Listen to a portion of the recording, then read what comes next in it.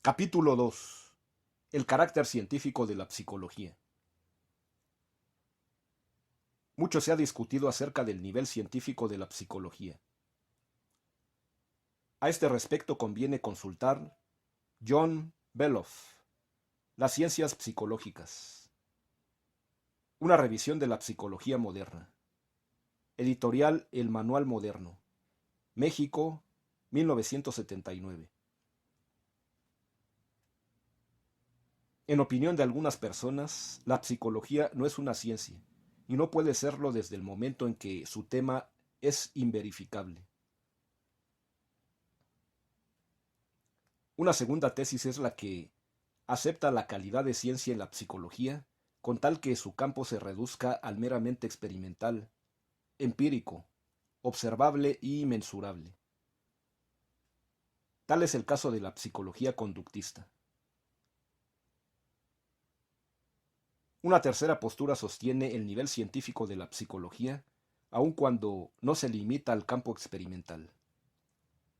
Tal es el caso de la psicología profunda de Freud, Jung y Adler, y también el de la psicología humanista cuyos autores principales son Maslow, Rogers y May.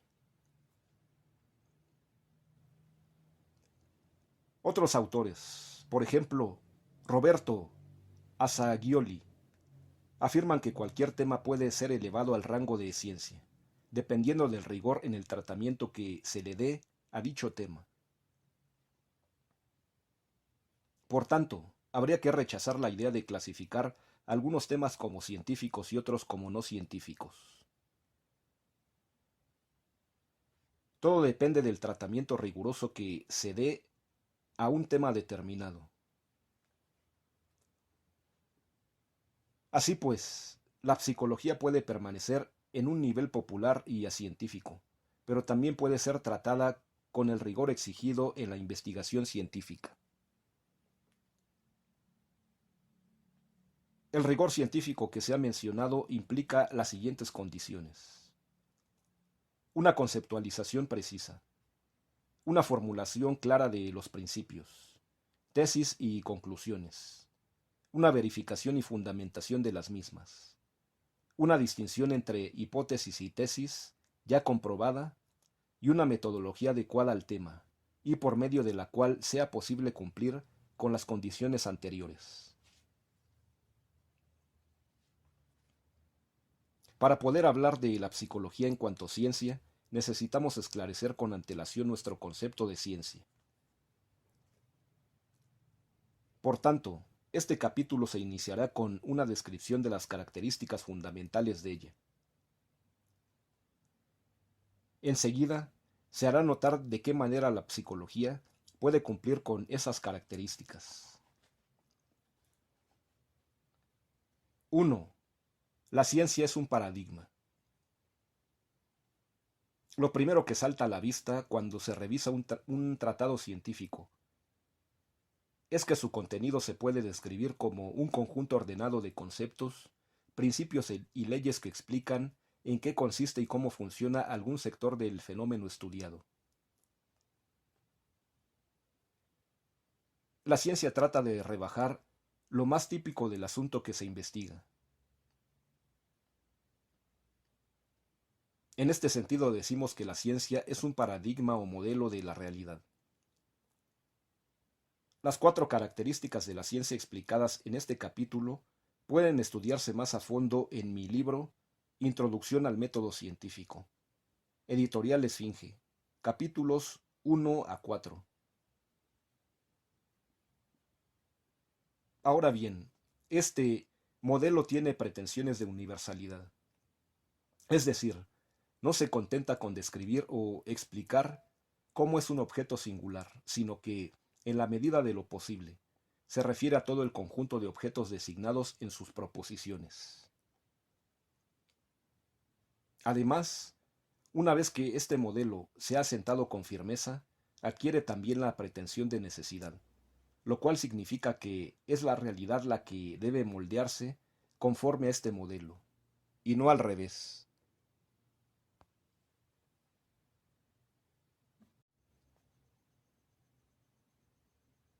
En función de esta cualidad del conocimiento científico, es posible predecir el comportamiento de los objetos estudiados.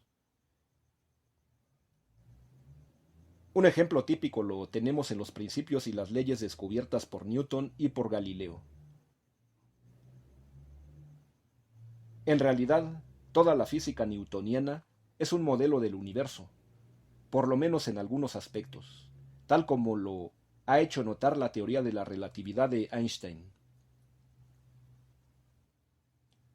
La universalidad es este modelo, lo hace perfectamente aplicable en la solución de los problemas ordinarios de un astrónomo o de un ingeniero. Por ejemplo, la necesidad de sus leyes proporciona una certeza tal que es posible realizar predicciones acerca del movimiento de los astros, y también es factible construir artefactos que vuelan en el aire. 2. La ciencia es un paradigma fundamentado. No basta encontrar un conjunto de leyes para asignar el nombre de ciencia a ese conjunto.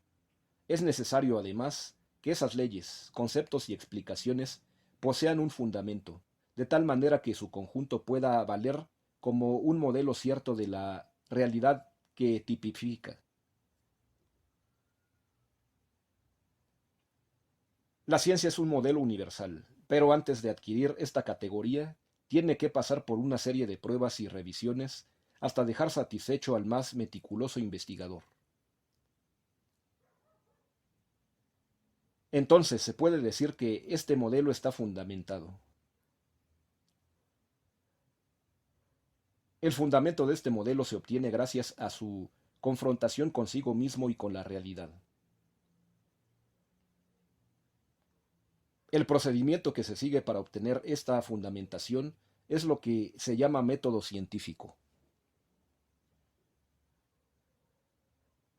Así pues, la ciencia difiere del mito, la aconseja y la simple opinión, precisamente en esta actitud fundamentante, que busca pruebas, razones, verificaciones, armonizaciones, congruencias, argumentos y demostraciones, hasta que puede llegar a colocar en limpio la tesis sostenida, y que inicialmente era de una mera idea, tal vez genial, pero no traspasaba el nivel de la hipótesis. Ahora bien, cada ciencia establece su propio método para lograr esta fundamentación, de acuerdo con el campo mismo que está trabajando.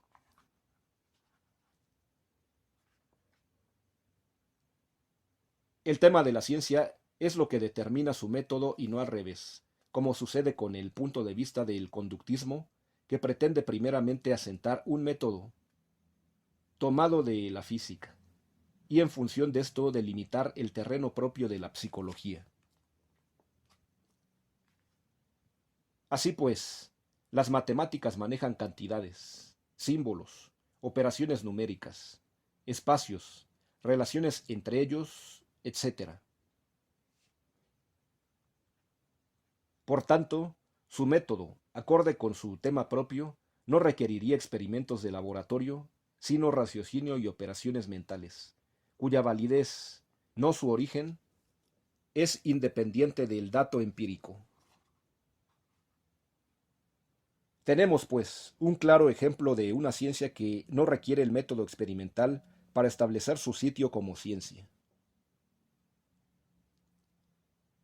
3. La ciencia es una construcción racional. El origen de la ciencia está en la razón humana. La razón o intelecto humano es la capacidad para formular y conectar conceptos a partir del fenómeno percibido.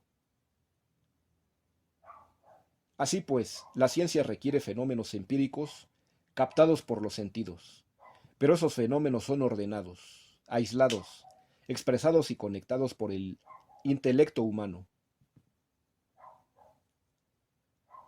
La expresión sistematizada de esos conceptos fundamentados en el fenómeno empírico es lo que llamamos ciencia. No se niega, pues, la realidad del dato empírico. Al contrario, allí está como material utilizado por la razón. Lo que ahora se subraya es que el producto científico ya elaborado, como son leyes, principios, conceptos, argumentaciones, es una construcción de la razón. 1. Aquí tenemos la polaridad científica que origina todos sus conflictos. Por un lado es paradigma, pero al mismo tiempo es una construcción racional.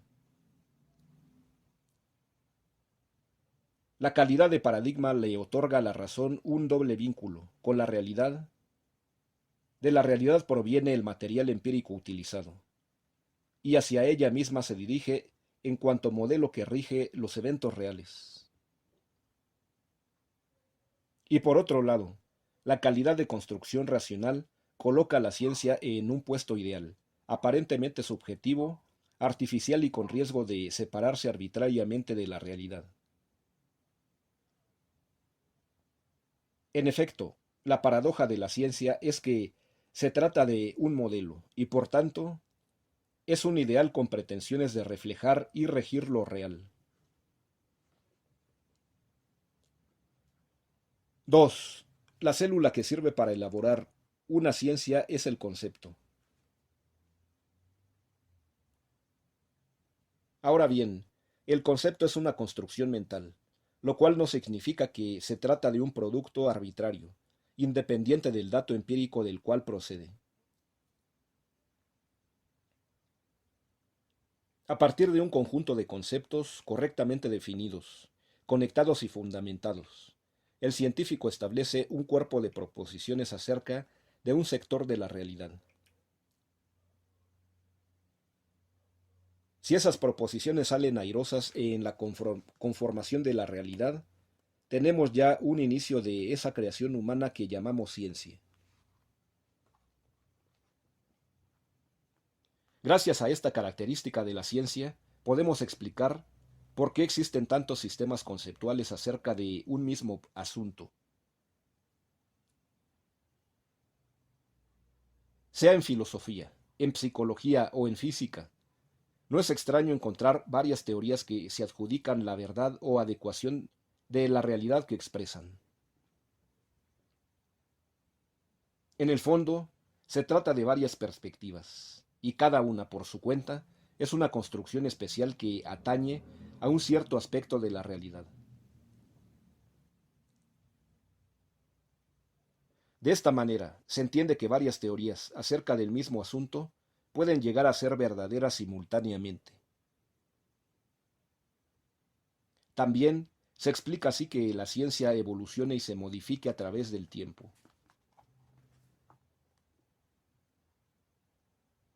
4.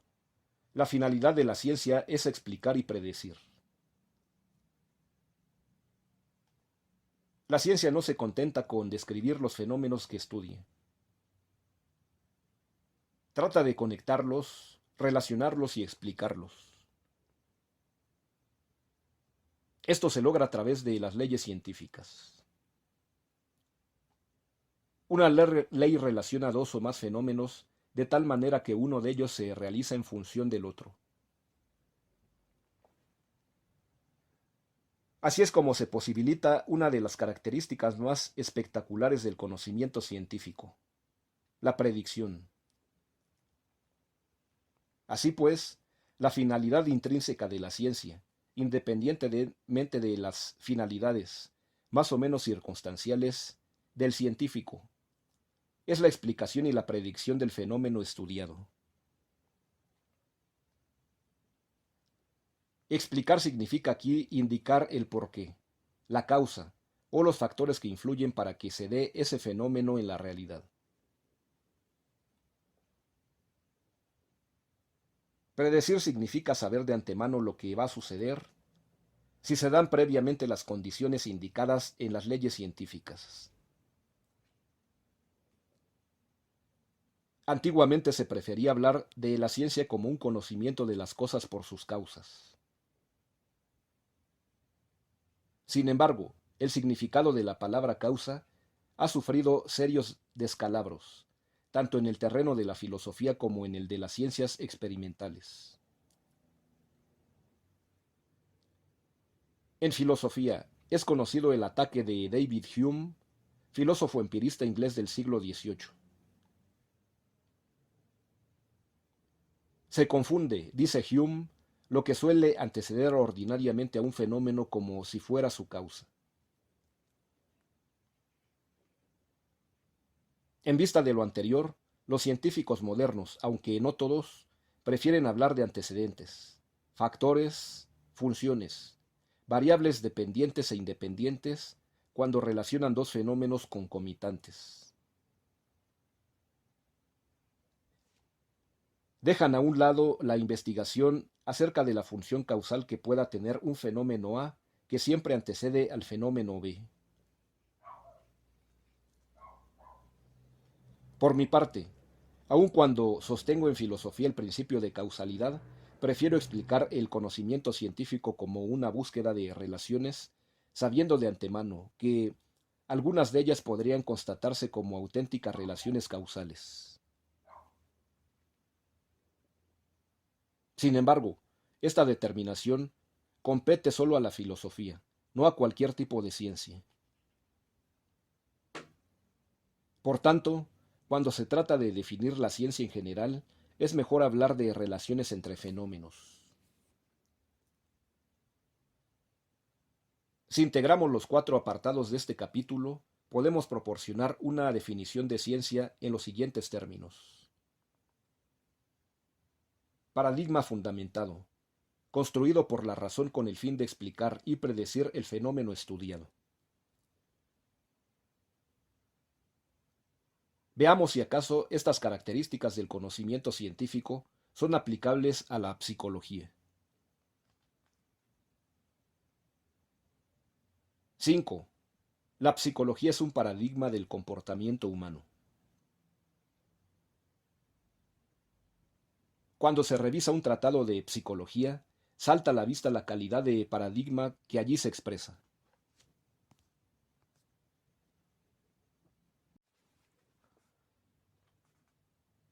En efecto, los estudios y las investigaciones psicológicas establecen tesis, conceptos y principios que se aplican no a una sola persona en particular, sino a todo individuo que se encuentra en las condiciones explicitadas por esta investigación. En algunos casos, el concepto que se propone funciona como paradigma completamente universal, aplicable a cualquier persona, sea cual fuere la época o el lugar que habite. Desde luego, esta generalización debe tener su propio fundamento, como estudiaremos un poco más adelante. Pero por ahora lo que nos interesa es que el estudio psicológico trasciende la narración individual y se coloca en el plano de la visión universal, que es lo propio de las teorías científicas. Mencionaremos algunos ejemplos de conceptos y teorías universales propios del conocimiento psicológico. A. El inconsciente. Concepto que alude a una zona un tanto desconocida en el hombre, pero que es poseído por cada persona, de tal manera que ciertos rasgos de su conducta pueden ser explicados y aún predichos, gracias al conocimiento que se tiene acerca del modo como funciona este aspecto de la persona. B. Condicionamiento operante. Concepto que alude a un método para incrementar la frecuencia de una conducta realizada. Su aplicación es universal, pues funciona tanto en los niños como en los adultos. C. Mecanismo de defensa. Concepto que explica los procedimientos usuales utilizados por la gente para evitar la ansiedad y otras experiencias que considera negativas. Una simple observación en la conducta común y corriente de cada uno constata la realidad de este paradigma. En un estudio más pormenorizado, se puede determinar en qué circunstancias estos conceptos y explicaciones del comportamiento humano han permanecido en el nivel de la mera hipótesis y en qué casos han llegado al nivel de la tesis comprobada y fundamentada, que es lo que se exige en un nivel propiamente científico.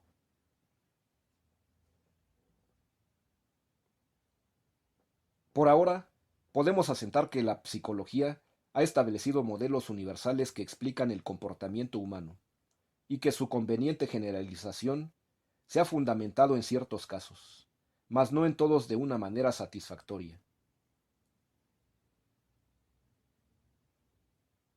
De este modo se concluye, por lo que se refiere a esta característica, que la psicología es una ciencia. 6. La psicología se fundamenta en un método científico. Actualmente, no es posible estudiar la carrera de psicología sin incluir varias asignaturas referentes al método de investigación. Por tanto, es necesario estudiar estadística, método experimental y, en algunos casos, lógica matemática y teoría de la ciencia. Esto significa que el estudio psicológico pretende un nivel científico. Pero además, en el ámbito profesional, no es posible sostener una tesis psicológica reciente sin que, por lo menos, se mencione la fuente que ha comprobado dicha tesis.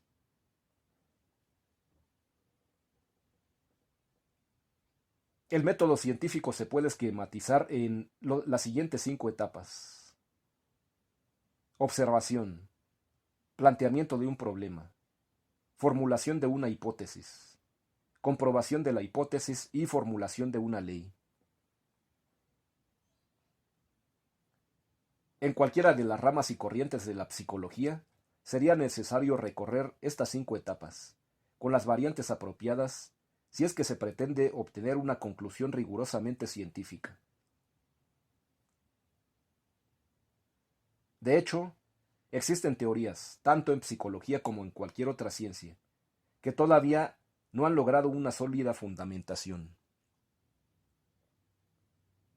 En conclusión, podríamos decir que algunas teorías y proposiciones psicológicas han logrado ya una sólida fundamentación. Otras todavía están en la etapa de la comprobación científica, y un tercer grupo puede considerarse apenas en la etapa de la hipótesis. Posteriormente describiremos con mayor detalle el claro desarrollo de estas 5 etapas del método científico en psicología y las variantes requeridas según el caso. Asimismo, a lo largo del texto, haremos referencia a las fuentes que fundamentan la tesis principal aquí presentada.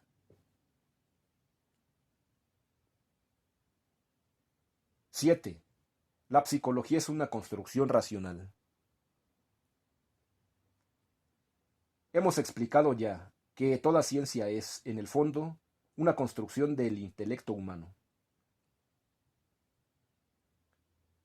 Veamos ahora cómo esta característica de la ciencia es también aplicable al conocimiento psicológico.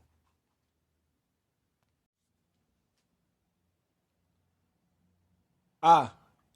De hecho, existen varios sistemas o teorías psicológicas que intentan explicar el comportamiento humano desde el punto de vista de los procesos mentales.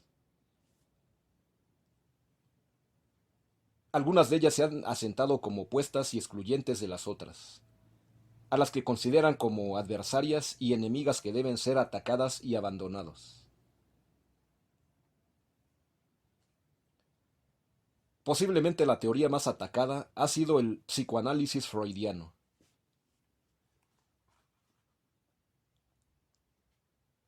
En este momento, no vamos a enunciar un juicio para preferir alguna postura o desechar otra. Lo que nos interesa es hacer notar que todas estas teorías han sido creadas por estudiosos que vislumbraron ciertas hipótesis explicativas y que, de alguna manera, han resultado eficaces en un porcentaje importante de casos. B.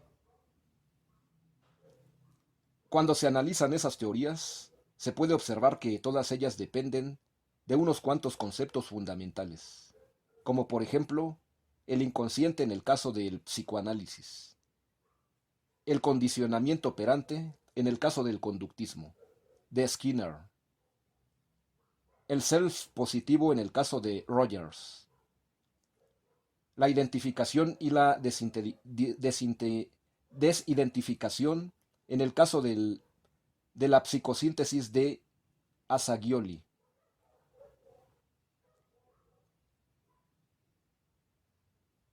Es importante subrayar que los conceptos creados por estos autores son el modo racional y humano para llamar poderosamente la atención hacia un aspecto de la realidad.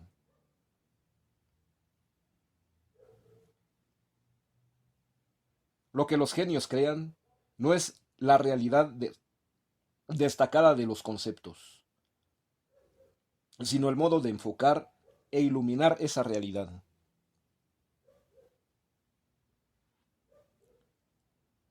A partir de esta especie de hallazgo creativo, el rasgo de la teoría es una deducción lógica, que presenta innumerables puntos de contacto con los fenómenos cotidianos.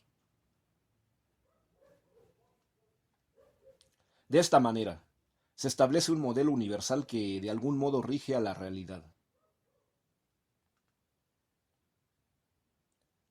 C. Conectado con lo anterior, podemos revisar la postura que sostiene el pluralismo de las ciencias psicológicas. Ver Beloff, obra citada, página 9. No hay una psicología, sino varias. Una es la psicología profunda, y otra muy distinta es la psicología conductista, y las dos muy diferentes de la psicología introspectiva, de la cognoscitiva, de la comparativa, de la social, etc. Los principios y los métodos de cada una son diferentes, por tanto, no pueden reducirse a la unidad.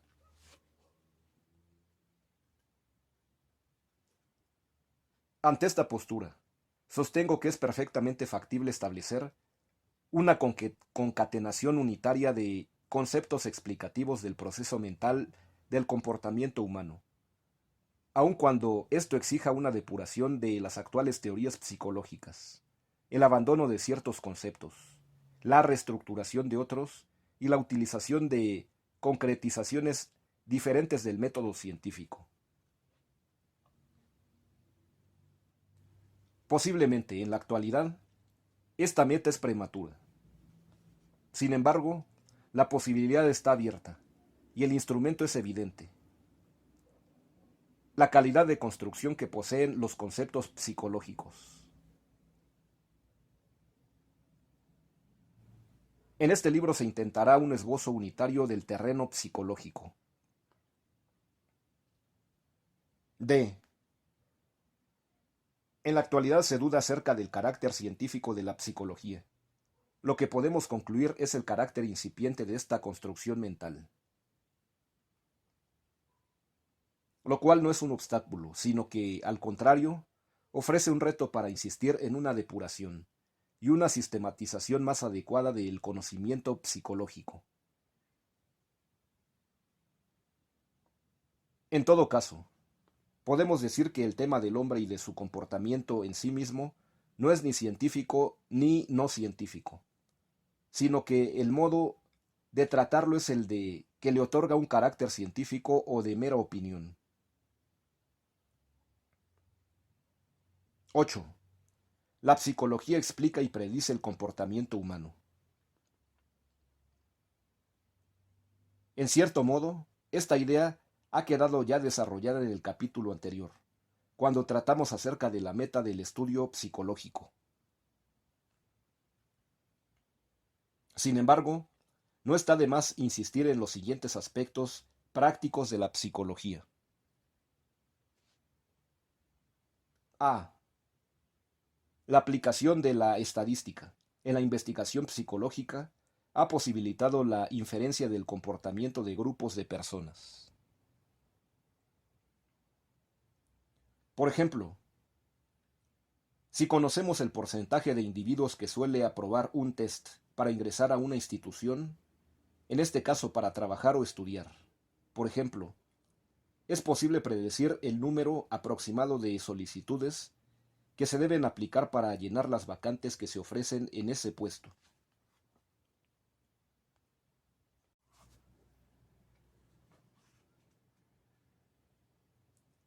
Es sabido que el conocimiento de estos datos estadísticos nos permite inferir el comportamiento de una persona en particular, pero en cambio, son muy útiles para prever el comportamiento masivo de un grupo. B. El conductismo ha comprobado satisfactoriamente que la aplicación de sus teorías, en especial el condicionamiento operante, puede modificar la conducta de una persona en particular, de tal manera que es posible predecir el comportamiento del sujeto X cuando es sometido a determinados estímulos y recompensas. La terapia conductista ha sido, en opinión de muchos, uno de los más certeros hallazgos de la psicología contemporánea. La posibilidad del control de la conducta humana es una de las tesis más conocidas en esta corriente psicológica. C. Los test proyectivos y demás pruebas de la personalidad, utilizados en la psicología clínica, constituyen una buena base para conocer las peculiaridades en el modo de actuar de la persona que los resuelve.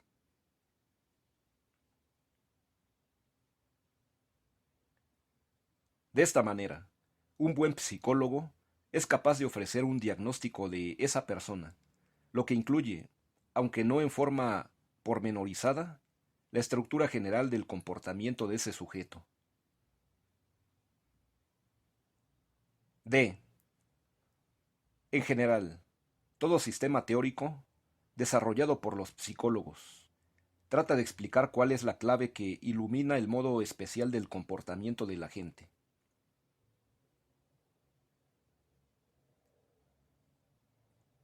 En algunos casos como los de Freud, Jung, Peirce, Rogers, entre otros, la teoría psicológica constituye toda una cosmovisión que ofrece una serie de pistas congruentes y armónicas para captar el modo de ser y de actuar de cada persona. 9. El método científico en la psicología. Una vez que hemos estudiado el carácter científico de la psicología, conviene aclarar las etapas del método, con lo cual se corrobora nuevamente que la psicología es una ciencia, aun cuando todavía está en estado incipiente.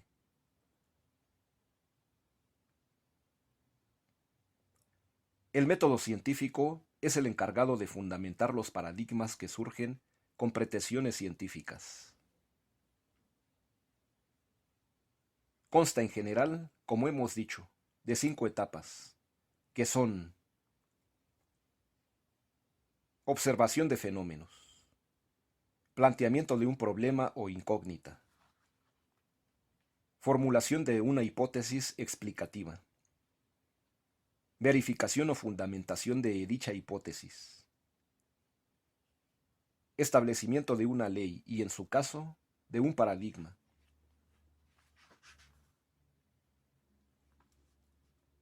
Estudiaremos cómo se concretiza cada una de estas 5 etapas en el caso de la psicología como ciencia. Se pueden ampliar estas 5 etapas en mi libro Introducción al método científico. Editorial Esfinge. 10. La observación psicológica. Lo primero que debe hacer toda persona que desea estudiar o investigar dentro de un ámbito científico es ponerse en contacto con la realidad que pretende conocer. Esto es lo que se persigue con esta primera etapa, que es la observación. La observación científica se ha definido como toda percepción refinada de uno o más hechos, con la intención de integrar un fenómeno determinado. El objeto de la percepción de un psicólogo, en cuanto tal, es el comportamiento humano. Hemos visto ya que el término comportamiento se extiende no solo a las conductas externas, sino también a los fenómenos internos.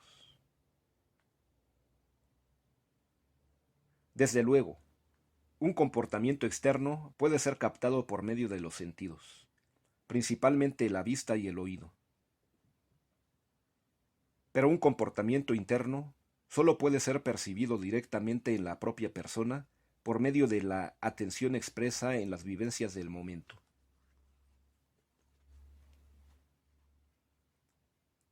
Es importante insistir en la necesidad de captar ambos tipos de fenómenos y no limitarse a los exclusivamente externos.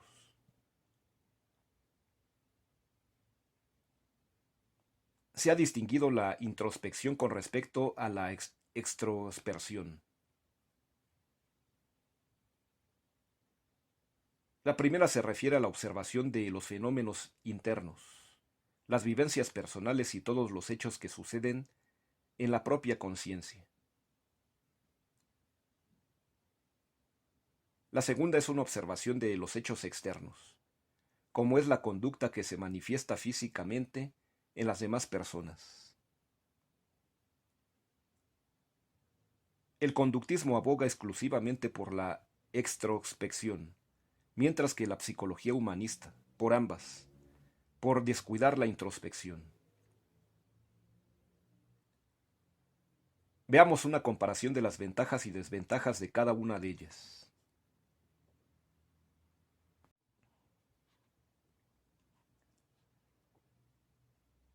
La extrospección tiene una fuerte ventaja en lo que se refiere a la comprobación y medición de un mismo fenómeno, observado por varias personas en un momento determinado. El hecho de que estas personas utilicen los sentidos externos es otra ventaja porque es el fenómeno de funcionamiento cognitivo más sencillo, que en este caso multiplica los testigos del suceso estudiado. En cambio, la introspección utiliza los llamados sentidos internos como es la memoria, la imaginación y además una cierta capacidad de reflexión objetiva acerca de los propios fenómenos conscientes. Así, la introspección cuenta exclusivamente como un solo testigo que, además de su falibilidad, no puede revivir exactamente la misma experiencia interna.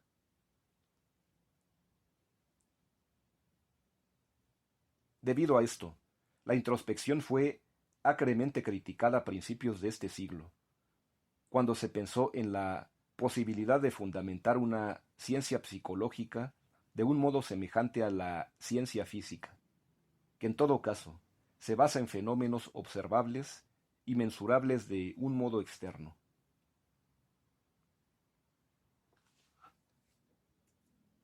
Sin embargo, el único modo que tiene el hombre para captar el significado de los fenómenos que capta con los sentidos externos es el análisis y la intuición intelectual, tal como estudiaremos en los capítulos que siguen.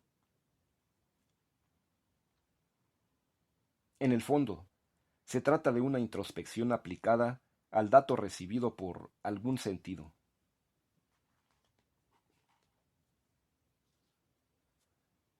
Aun cuando solo se trate de darle un nombre, clasificar, agrupar o seleccionar un fenómeno señalado, se requiere el funcionamiento de nuestra propia conciencia y de una facultad que escudriñe estos fenómenos que allí aparecen. Así es que, hasta el físico o el biólogo, si bien refieren a hechos externos en sus estudios, también tienen que analizar, catalogar, resumir, seleccionar y sobre todo captar un significado en los fenómenos estudiados. La ciencia no puede realizarse sin la introspección. Debido a esto, debemos conjugar los dos tipos de actividades, introspección y extrospección, tratando de evitar las dificultades obvias que presentan esta última, junto con las dificultades que también presenta la extrospección.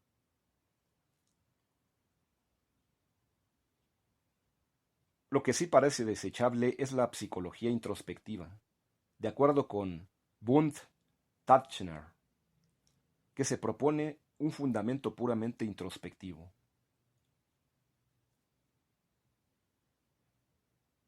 Lo único aceptable es la conjunción de ambas vertientes y evitar los dos extremos exclusivistas.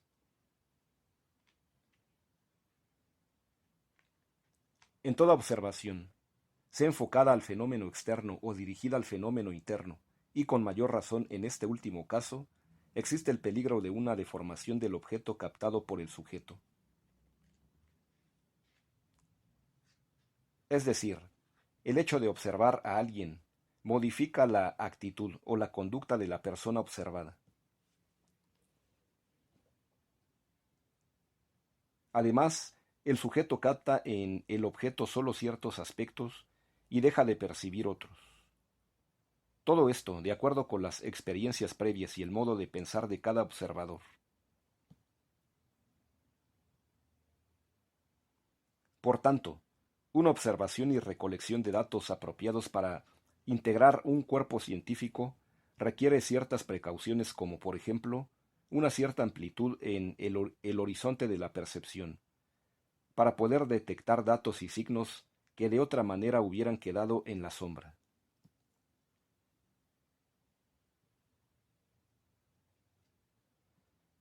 Una cierta serenidad que permite calar más hondo y percibir signos aparentemente insignificantes, pero que pueden cambiar el sentido completo de la conducta estudiada.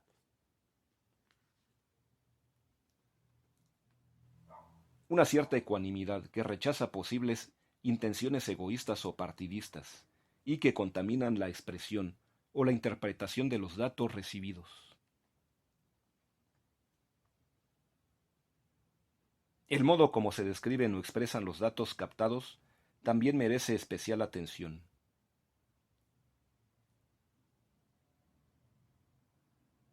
Normalmente en esta expresión ya está incluida una interpretación del fenómeno aludido.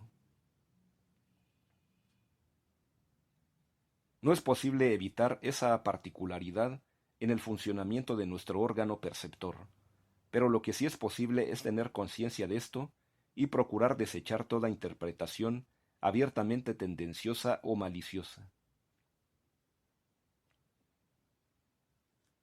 La honestidad intelectual del científico empieza a ejercerse desde el momento mismo en que decide observar un fenómeno determinado.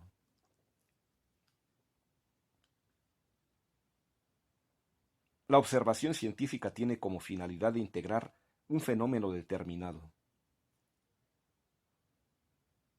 Esto significa que no basta una simple recolección de datos asociados o aislados, sino que es necesario establecer un cierto plan de acción para observar precisamente aquello que se requiere en la integración del fenómeno estudiado.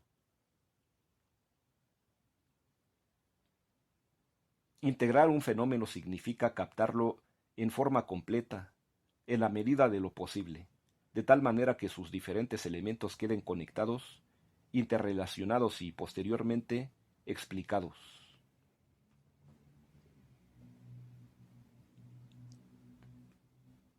Por ejemplo, cuando se estudian las actitudes, es necesario observar por lo menos tres elementos que lo integran: las ideas, los sentimientos y las conductas externas.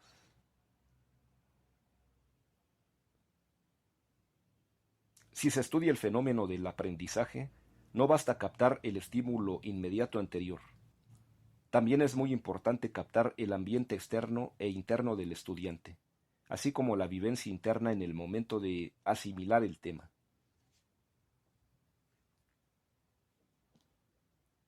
Entre las recomendaciones que suelen indicar algunos manuales de investigación se encuentran, finalmente, las siguientes. 1.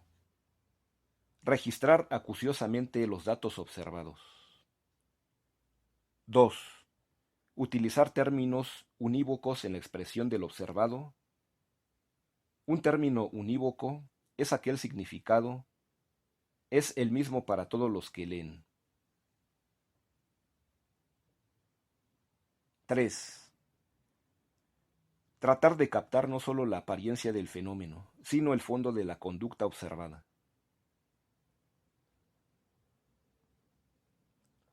Esto último nos conduce a la segunda etapa del método científico, que es el planteamiento de un problema. 11. Planteamiento de problemas psicológicos. Cuando una persona observa un cierto tipo de fenómenos, lo normal es que surjan interrogantes acerca de ellos, y trate de explicar por qué sucede de esa manera y no de otra. La observación conduce a la formulación de preguntas. Esta aparición de incógnitas suele ser un motor muy activo en la investigación científica. El investigador siente la necesidad de buscar una respuesta que explica satisfactoriamente la laguna de conocimientos que previamente ha detectado. Quien no se plantea problemas, sino que, por el contrario, se siente satisfecho con sus conocimientos, difícilmente se siente motivado para acrecentar su saber y para llenar las lagunas que seguramente posee, pero de las cuales no se da cuenta. Además, un buen planteamiento del problema que se intenta resolver es ya un paso dado en su resolución.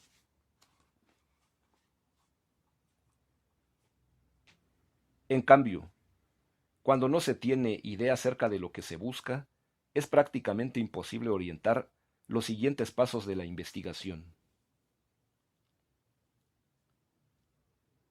Así pues, el correcto planteamiento de un problema posee por lo menos dos funciones dentro de la estructura general del método científico.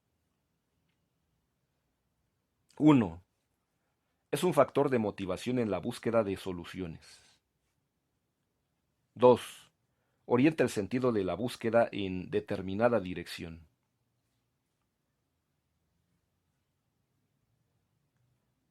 Dentro del terreno psicológico, sabemos cuál es el aspecto propio que interesa al especialista de esta materia.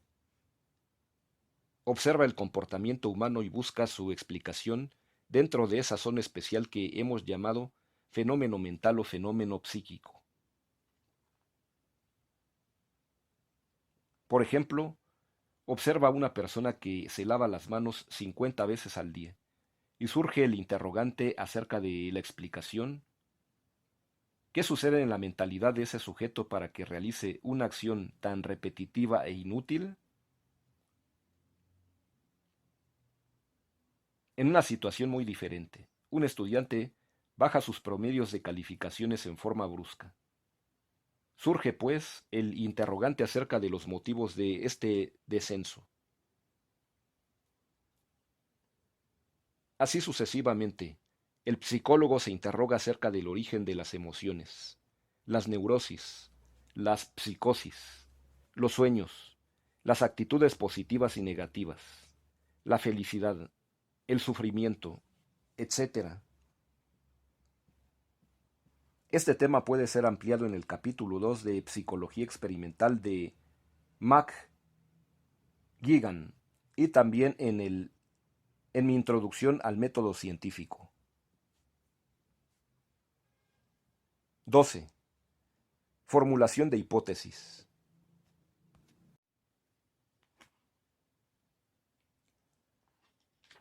La observación de los hechos psíquicos produce en el científico admiración, curiosidad y una clara conciencia de que todavía falta mucho por saber.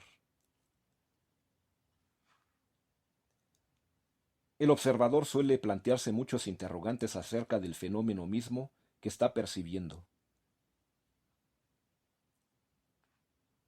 Esa misma tensión en el problema suele traer consigo, en momentos especiales de inspiración, nuevas ideas que aparentemente iluminan el fenómeno y lo explican o lo integran con otros hechos.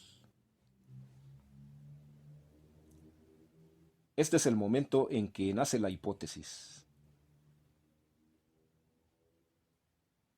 Sin saber cómo ni de dónde, un investigador de pronto tiene un chispazo que le da la respuesta a los interrogantes que se venía formulando.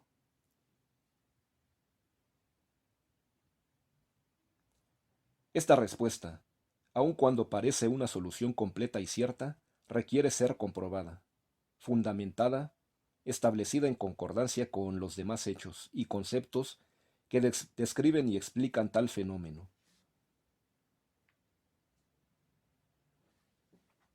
Debido a esto, el científico honesto propone su solución en un plan todavía provisional y está dispuesto a comprobar cuántas veces sea necesario el carácter explicativo de su idea solucionadora.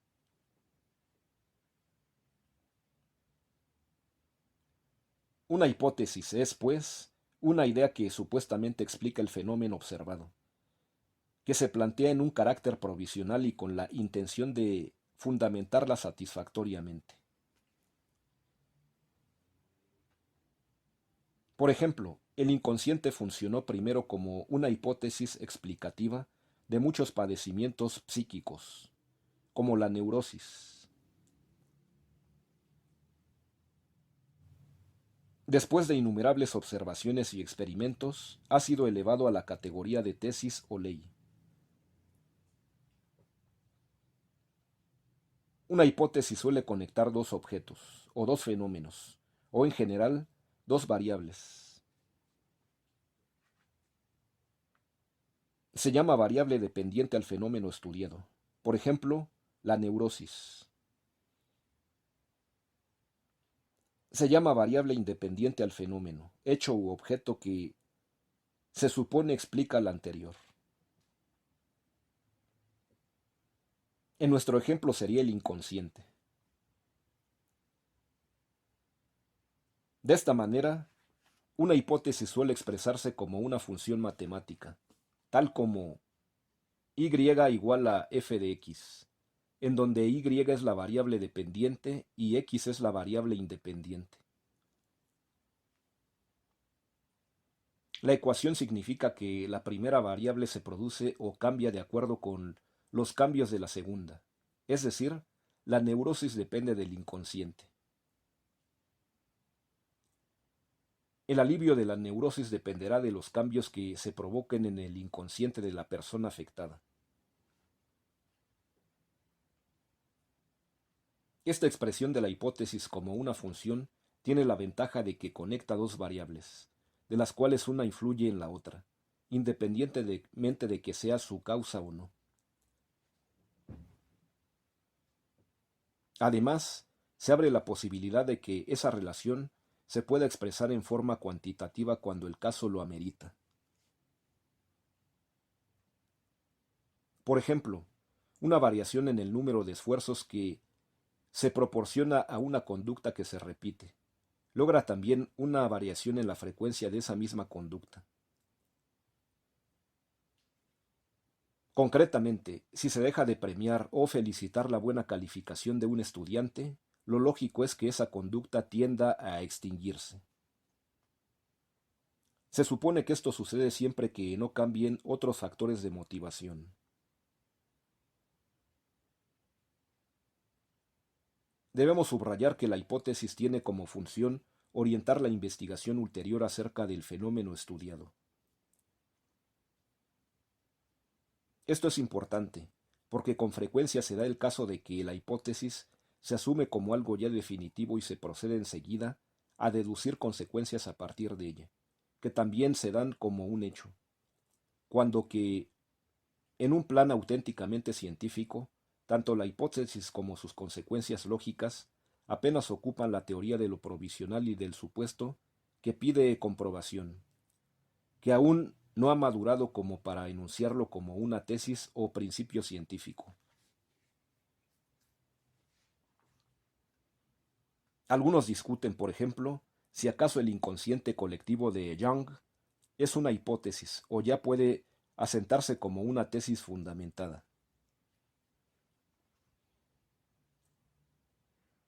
Finalmente, es necesario no confundir una hipótesis con un presupuesto o postulado.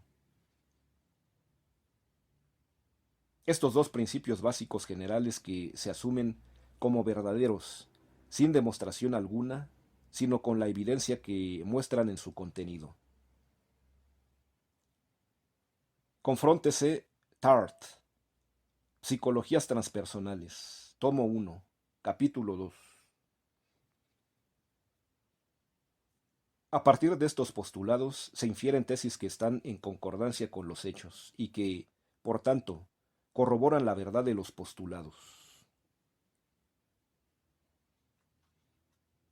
Son famosos los siguientes presupuestos o postulados. El hombre busca el placer y evita el dolor. Solo existe el momento presente.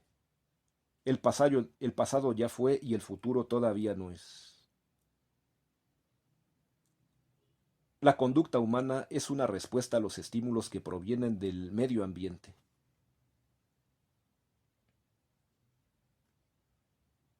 Se puede notar que la garantía de verdad de estos y otros presupuestos no es absoluta.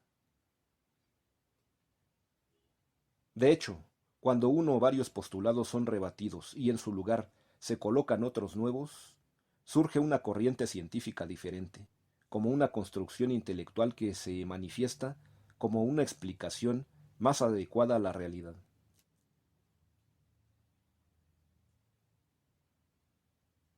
He aquí el origen de las revoluciones científicas. Confróntese Kuhn, Thomas, la estructura de las revoluciones científicas. 13. Fundamentación de la hipótesis.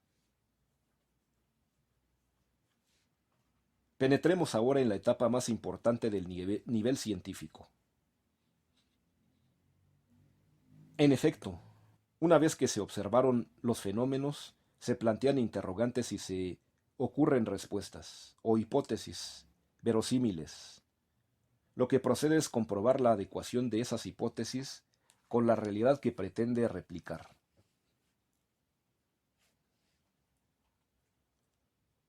Fundamentar una hipótesis es, pues, aportar evidencias acerca de su veracidad.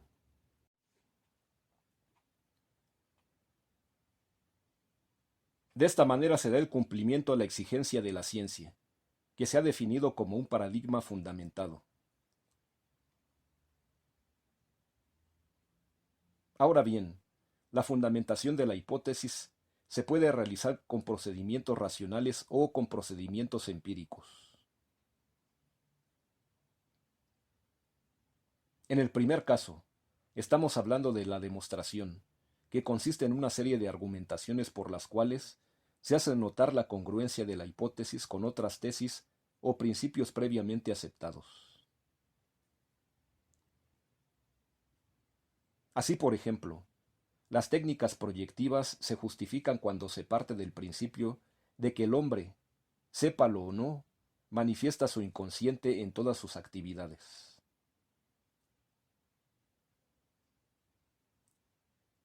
Como en todo raciocinio deductivo, la verdad de la conclusión depende de la verdad de las premisas. Confróntese Gutiérrez Sáenz, Raúl. Introducción a la lógica. Editorial Esfinge. Página 199. Lo ideal es una demostración correcta y verdadera, pero no deja de ser factible una demostración correcta, pero con conclusiones falsas, si acaso las premisas también lo son. Nótese la importancia de los postulados que hemos mencionado en el apartado anterior. Ellos constituyen las premisas de muchos raciocinios utilizados en el nivel científico.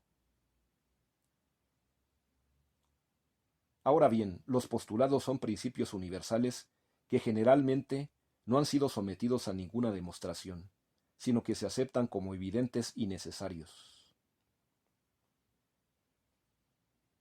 Da la impresión de que negarlos sería ir en contra del sentido común y que, por tanto, sería ocioso tratar de comprobarlos. Además, aun cuando quisiera demostrarse alguno de ellos, la mente encontraría que es absolutamente imposible lograrlo. Se trata de proposiciones captadas en forma intuitiva, global, con la pretensión de reflejar la realidad en aspectos básicos e incontestables.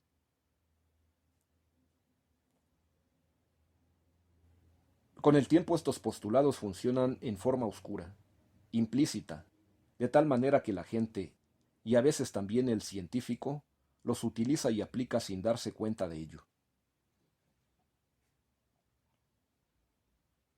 Muchas tesis en psicología, como en cualquier otra ciencia, como la física o la geometría, dependen de su congruencia con estos postulados. De nuevo remito al capítulo 2 de Tartt, en Psicologías Transpersonales, con el objeto de que el estudiante capte la enorme cantidad de postulados admitidos implícitamente en psicología. Una de las tareas de la psicología consiste en derivar estos postulados, analizarlos, criticarlos y establecerlos en forma explícita, como las premisas utilizadas de hecho, aun por los científicos que pretenden basarse exclusivamente en fenómenos empíricos.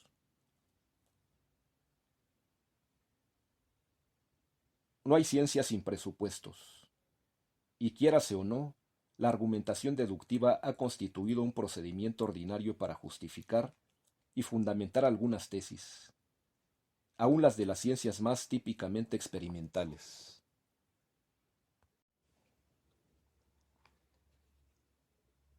Sin embargo, el procedimiento empírico para fundamentar la hipótesis es el más utilizado en las ciencias de la naturaleza.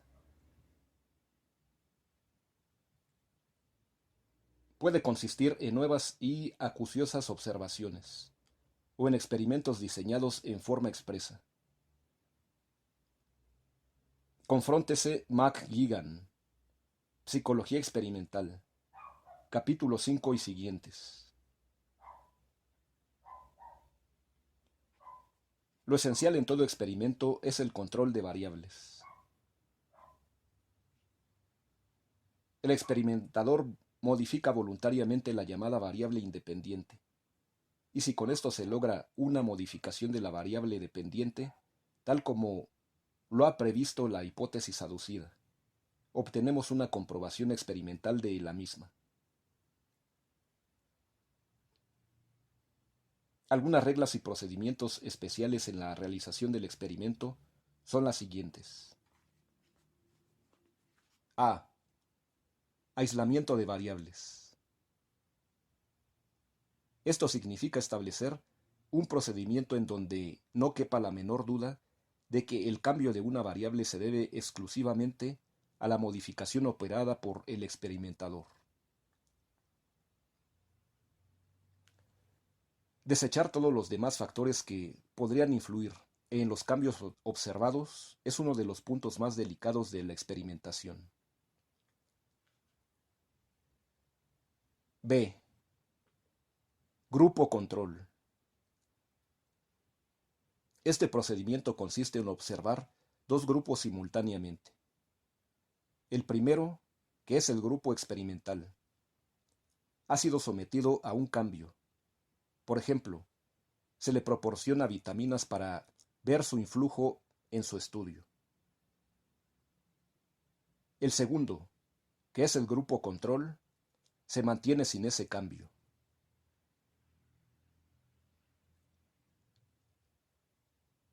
Al final se comparan los resultados obtenidos en los dos grupos. C. Repetición. Los resultados ciertos de un experimento suelen publicarse en una actitud de apertura, como para que otros investigadores tengan la posibilidad de repetirlo y comprobarlo, o desmentirlo.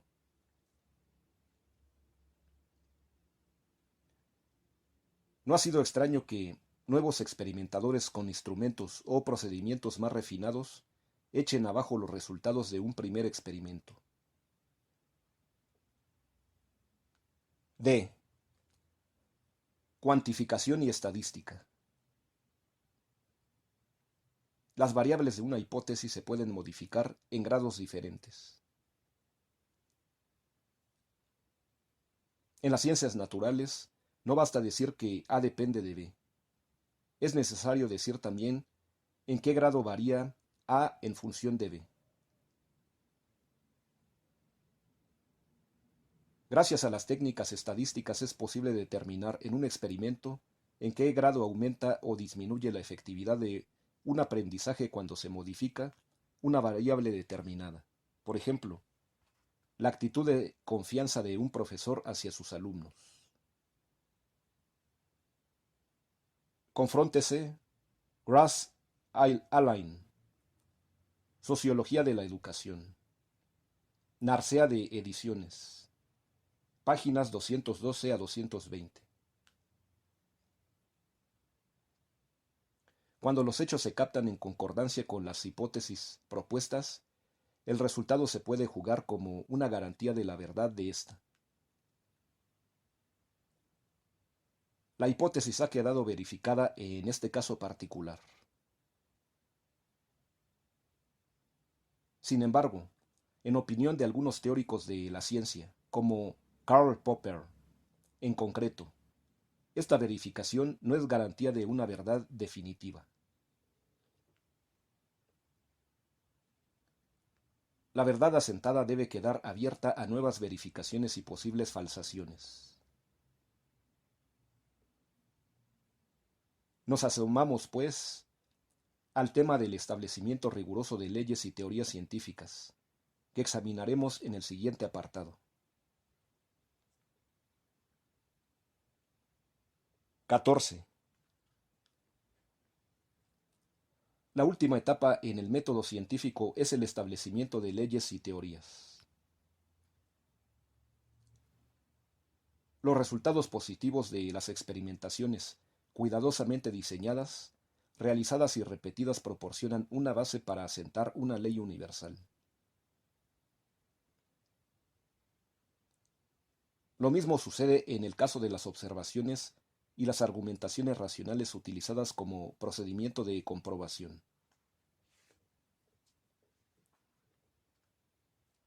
Una ley científica es la expresión de una relación constante entre dos o más variables. Las que se denominan variable independiente y variable dependiente en el estudio de la hipótesis pasan ahora como elementos constitutivos de una ley.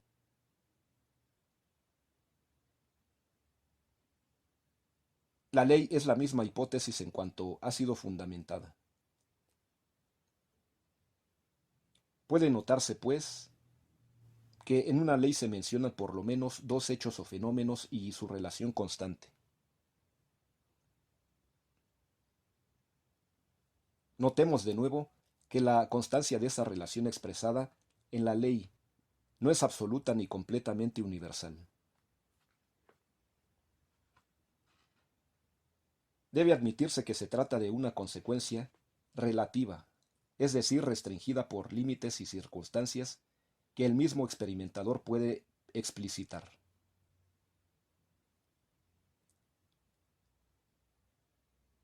Diagrama de la fundamentación de hipótesis psicológicas. Se tienen las leyes y teorías psicológicas.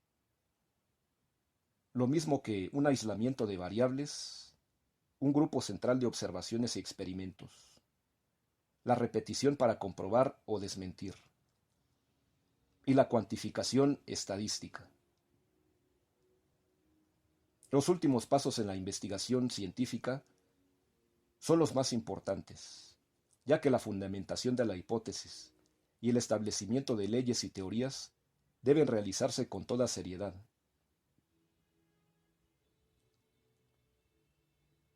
Hasta entonces estaremos frente a una ciencia. La psicología pasó este camino. Ley es producto de una inducción, la cual a su vez consiste en el paso de lo singular a lo universal. El presupuesto implícito en toda inducción es la regularidad de la naturaleza y el orden que se manifiesta en la sucesión de los fenómenos. Por tanto, se espera que, una vez constatada una relación entre dos fenómenos, en X número de casos, esa misma relación se dará en todos los demás casos que posean las mismas características y circunstancias. Si se capta una modificación de la conducta Y ante un estímulo X y la repetición se ha logrado en un número abundante de casos, se espera que esto mismo suceda en todos los demás casos similares.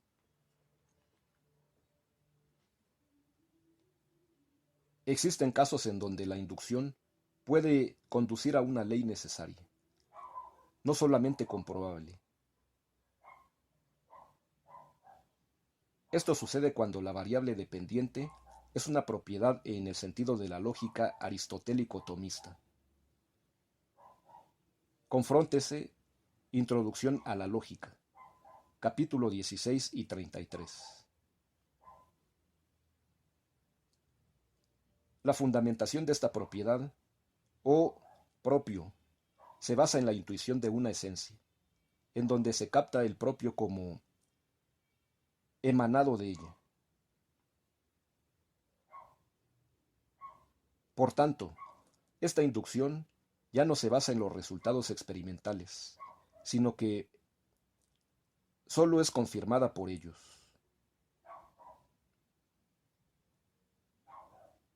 Lo típico de psicología es la libertad humana, que se puede captar como algo propio de la esencia del hombre. Naturalmente, se requiere una captación vivencial de este núcleo personal, en el cual reside la libertad. Confróntese Introducción a la antropología filosófica, capítulo 1.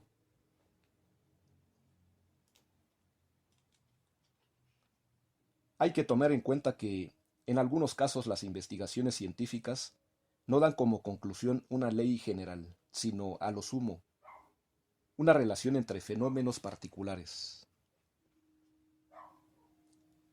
Por ejemplo, en cierta escuela se investiga a los estudiantes que obtienen buen promedio en relación con su situación económica. El resultado, por mucho aparato científico que se despliegue en esta investigación, no proporciona una ley universal. Una teoría científica está compuesta por un conjunto estructurado de leyes, principios, definiciones y argumentaciones. La teoría refleja el modelo o paradigma que es la esencia del conocimiento científico.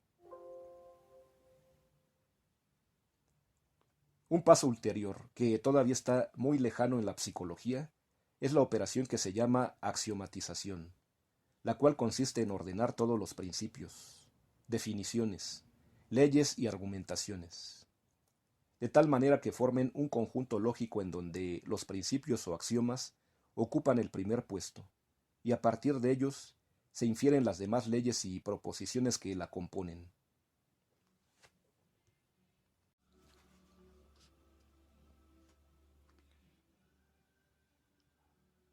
Esto se ha logrado en la geometría, en la mecánica y en algún capítulo de otras ciencias o corrientes de pensamiento. Sin embargo, la meta es todavía un ideal lejano, sobre todo en el caso de las ciencias que tratan acerca del ser humano, dada la complejidad involucrada.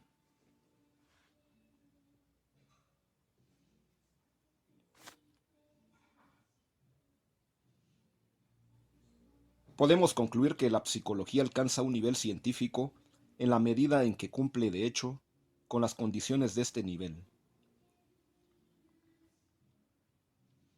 En efecto, hemos visto que la psicología se aviene a nuestro concepto de ciencia como paradigma fundamentado y que realiza las 5 etapas de un método científico.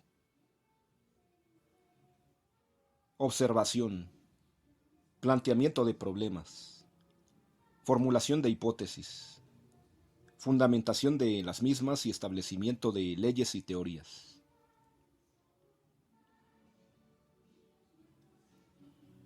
Así pues, aun cuando la psicología sea tema popular y objeto de conversaciones sin pretensión científica, ha alcanzado un nivel riguroso que con toda propiedad puede calificarse como científico.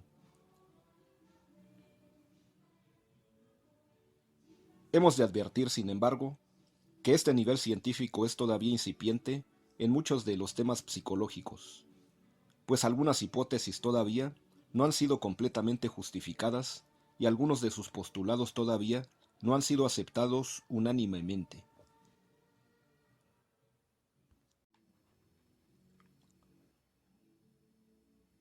Anexo de imágenes del capítulo 2.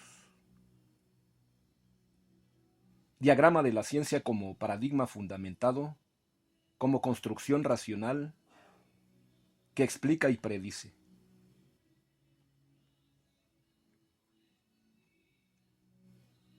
Diagrama de la psicología, como paradigma fundamentado en el método científico, como construcción racional, que explica y predice el comportamiento humano.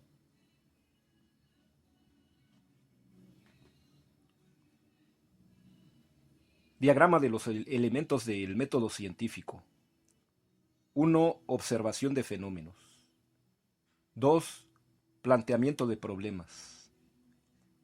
3. Formulación de hipótesis.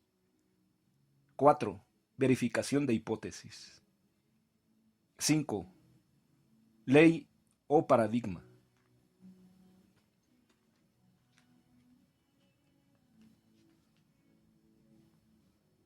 Diagrama de la fundamentación de las hipótesis psicológicas. Como aislamiento de variables. Como grupo central de observaciones y experimentos.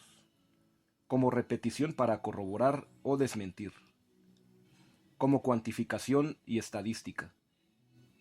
Con sus bases en leyes y teorías psicológicas.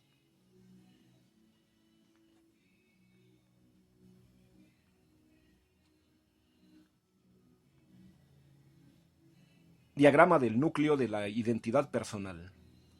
En un primer plano se muestra este núcleo en la persona, así como la periferia.